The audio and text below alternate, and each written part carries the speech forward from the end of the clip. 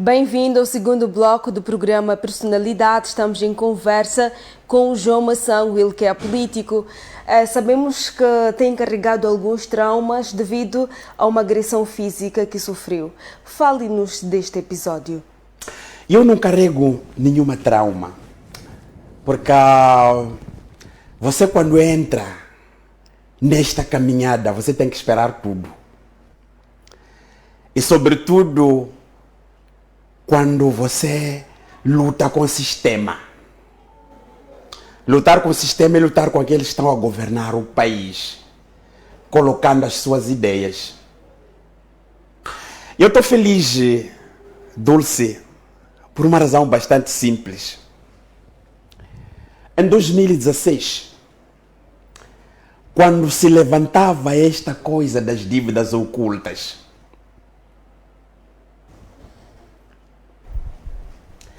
há quem não levava este assunto com muita seriedade. E depois tem um outro grande problema no meu país, é esta de manifestações. As manifestações são feitas em pessoas sem rostos. E nessa altura eu disse, nós precisamos de quebrar o tabu. Porque enquanto nós vamos à manifestação sem que alguém esteja à frente, nós vamos encontrar esta polícia que vai repelir e oprimir o povo. Mas quando alguém está à frente, e eu senti isso na pele, quando eu queria organizar uma manifestação, quando o cidadão moçambicano foi arrastado pela polícia, o Medo Macia, e as pessoas aderiram nesta manifestação, quando nós dizíamos que vamos na Embaixada da África do Sul em Maputo para apresentarmos lá uma petição. Na altura, o atual comandante-geral da polícia era diretor da ordem. Foi ele que esteve ali na Embaixada da África do Sul para vir impedir, que nós não podíamos, a polícia esteve lá. Mas era um assunto sensível de vermos um moçambicano de notícia que espalhou em todo o mundo a ser arrastado até morrer, o Medo Macia. E a seguir, as dívidas ocultas. Quando tudo estava no ponto para preparar, eu estava sendo monitorizado. Havia rastreio, as minhas chamadas em todo o lado. E nós íamos à conferência de imprensa no dia 19 para dizer, moçambicanos, vamos todos manifestar contra as dívidas ocultas. Nessa altura, nem Manuel Chang estava na cadeia, estava ali a deambular. Nem o tribunal, nem a procuradoria havia iniciado com este processo, porque nós só ouvíamos. Era um assunto que colocava em causa um país com 2,2 bilhões de dólares que havia desaparecido de forma misteriosa, e nós dizíamos manifestar porque quem iria pagar com esse sofrimento somos nós. Quando nós íamos à conferência de imprensa, já havíamos marcado indivíduos vieram na minha casa, naquela madrugada. Eu, quando acordei de manhã, vi viaturas de frente da minha casa, pessoas, mas muito longe, porque eram 5 alguma coisa, muito longe de pensar. E eu só me apercebi que estava em problema, assim, à beira da morte, quando as mesmas viaturas vieram me bloquear. Depois de eu ter saído, acompanhando, porque nós íamos à conferência de imprensa para dizer, moçambicanos todos saem, para nós podermos protestar. Está plasmado na Constituição.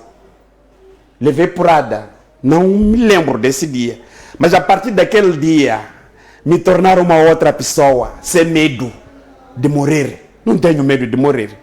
E eu disse à minha família, que vocês agora devem, uma coisa difícil de vocês mulheres encararem, você chegar a dizer que você é viúva de um homem morto.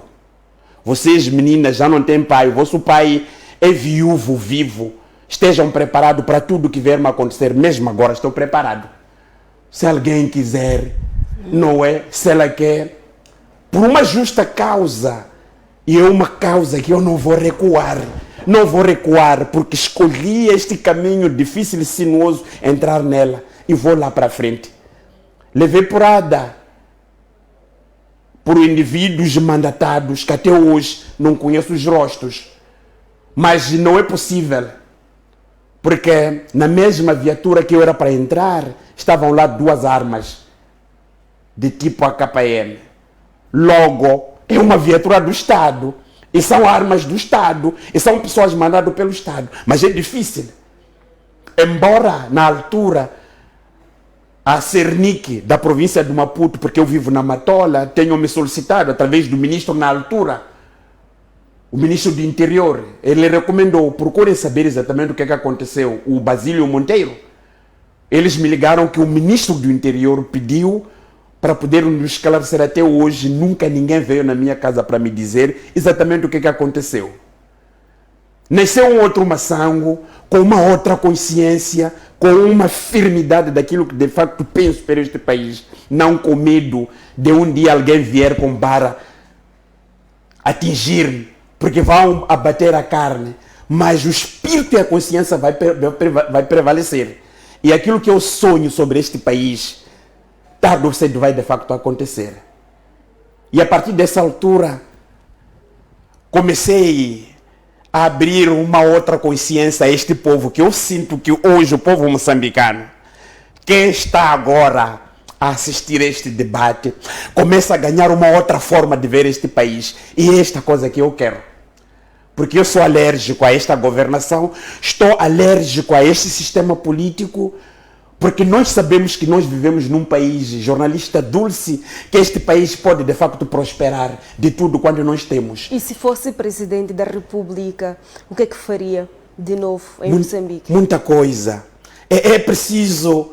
Olha, quando muitas das vezes alguém faz-me esta questão de presidente, se você fosse presidente, o que é que você faria? É que o cargo de presidente é um cargo de grande relevância nacional. E é um cargo de indivíduo que deixa de atender a ele próprio, olhar o país. E é um cargo de uma pessoa que tem que ter o coração de estrada. Sabe o que é coração de estrada? É lá onde passa tudo e todos. Mas vocês têm que estar firme no que você pensa. Ser presidente da República é uma responsabilidade para um país, e sobretudo este país com 32 milhões de habitantes, porque nós precisamos de olhar as políticas e as prioridades de um país. A Frelimo não está a saber dirigir o país. A Frelimo está a fundar o país. E nós precisamos de ter um país, de termos um presidente que tem um plano diretor de longo prazo para este país. Um presidente que olha em primeiro lugar os recursos humanos. Um presidente que olha as potencialidades que o país tem. Dulce, nós dependemos da África do Sul para comer. Dependemos da África do Sul para o negócio e comércio. Dependemos da África do Sul para as importações. Num país com 36 milhões de terras aráveis. Num país que, quando nós tivéssemos um governo que olha a agricultura, que ela está plasmada na nossa Constituição como base de desenvolvimento. Porque eu não vou falar da indústria. A indústria é esta, que esta Frelimo aniquilou desde 1975. Moçambique era o 8º país mais industrializado ao nível do continente africano. Nós tínhamos tudo. Moçambique fazia o seu próprio pneu. Moçambique fazia a sua própria bateria. Moçambique fazia o seu próprio tecido. Moçambique tinha indústria siderúrgica.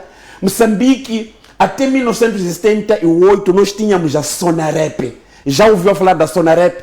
Era a Sociedade Nacional de Petróleos. Moçambique importava crude.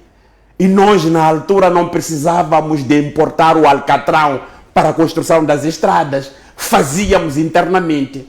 O João Massango tem esperança de governar o país? Eu tenho esperança e expectativa, mas tudo depende do povo. Mas deixe-me ir na cena do presidente. Nós estamos a falar exatamente disto. Temos os recursos florestais, a nossa floresta.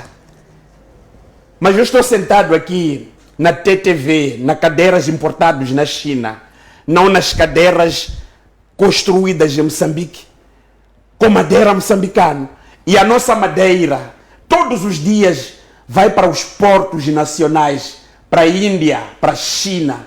E nós, os moçambicanos, não temos. Estamos a falar de recursos florestais, para não falar dos recursos naturais que nós temos. Há um senhor que anualmente ganha 780 milhões de dólares por causa de rubis. Os mesmos rubis que hoje estão a criar problemas aqui na província de Cabo Delgado, daquela guerra que já não tem fim, que o próprio governo de Moçambique já perdeu a essência por causa daquela guerra. Eles se fogem e fingem a origem da guerra, daqueles indivíduos que viviam de garimpo, que o próprio Estado não teve a ocasião e a probabilidade de colocar este povo a fazer alguma coisa. Vivemos num país com 2.700 quilômetros da costa, mas eu nunca comi o peixe nacional, a lagosta, lula, camarão nacional. Todos os dias pilham os nossos recursos marinhos. Eu como peixe da Namíbia, do Oceano Atlântico, quando eu tenho o Índico. São políticas. Quem deve responder exatamente é o presidente. Nós estamos a falar de desemprego, na área do desemprego, de muita juventude.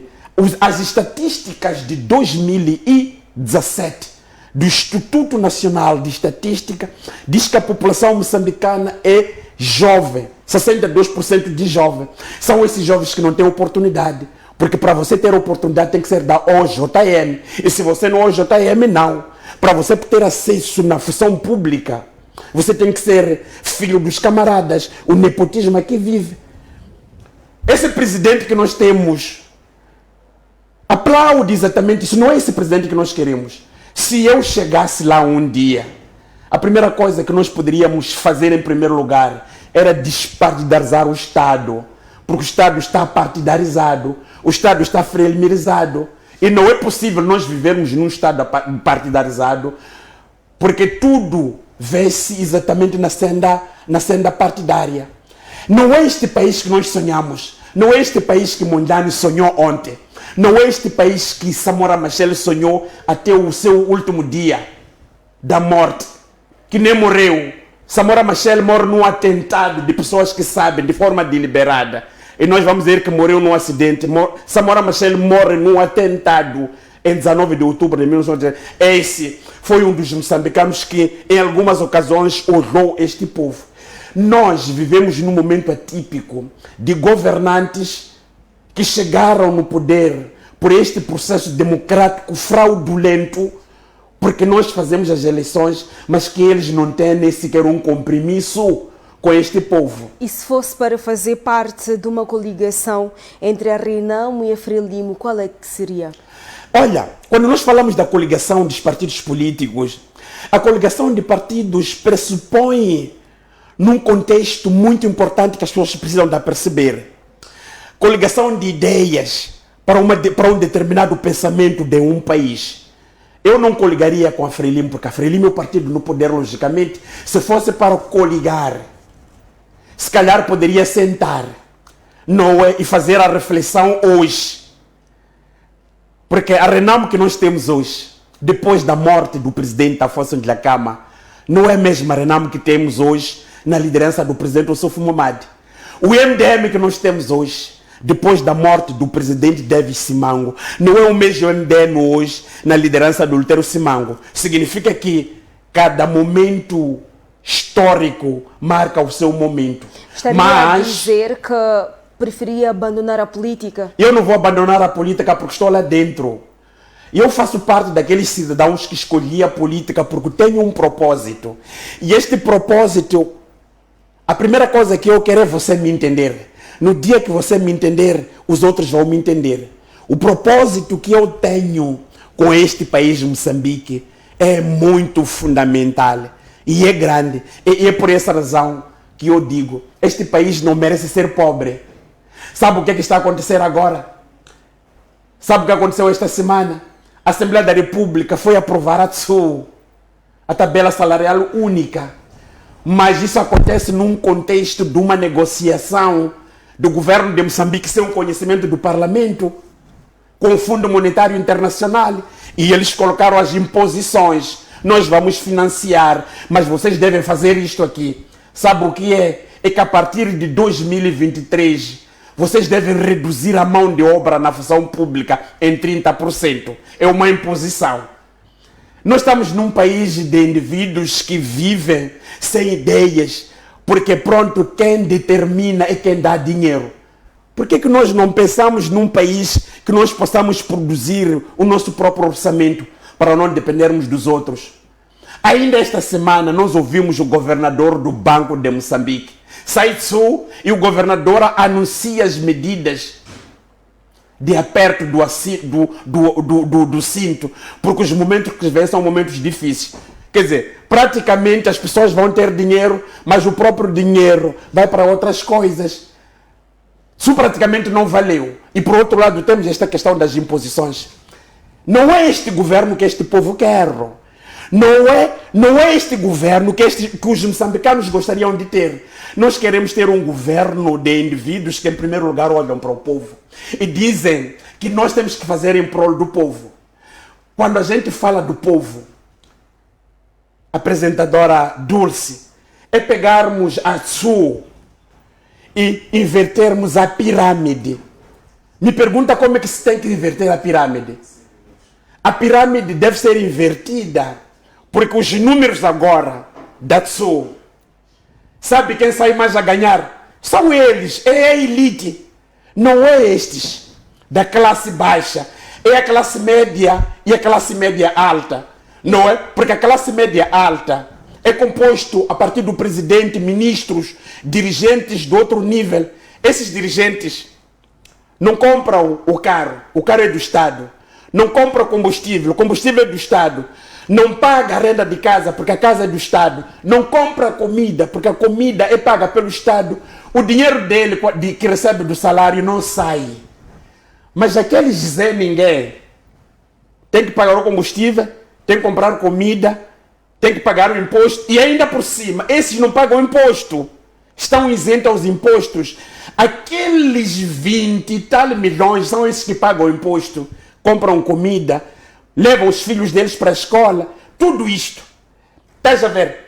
E em termos de percentagem, são esses que têm a percentagem menor. E aqueles que têm a percentagem maior, que deveriam ser eles a contribuir para a balança comercial, são esses. O seu partido tem vários membros e quando chega o tempo das eleições é possível verificar a ausência dos votos. O que é que lhe ocorre quando... Não há ausência de votos. Nós precisamos de trazer a coisa num contexto real para você poder perceber como é que funciona o sistema político em Moçambique. Viu o que aconteceu em Angola? Nessas últimas eleições agora? A Comissão Nacional de Eleições fez ganhar de forma deliberada o MPLA e o Tribunal Constitucional validou. É aquilo que acontece aqui em Moçambique. Porque os órgãos eleitorais, maioritariamente dominados pelo partido no poder, ou que recebe as ordens, são eles que ditam. O povo vai lá votar. É por essa razão eu queria aproveitar este momento, apelar o voto consciente dos moçambicanos. Primeiro, vão todos recensear. Os moçambicanos têm que recensear. A juventude tem que recensear. E eu fico triste quando chega exatamente esses momentos, porque me parece que as fábricas das bebidas começam de facto a funcionar. E é este momento que a promoção da bebida começa de facto a ganhar maior espaço para embriagar a juventude. E a nossa juventude não pensar nas mudanças para este país.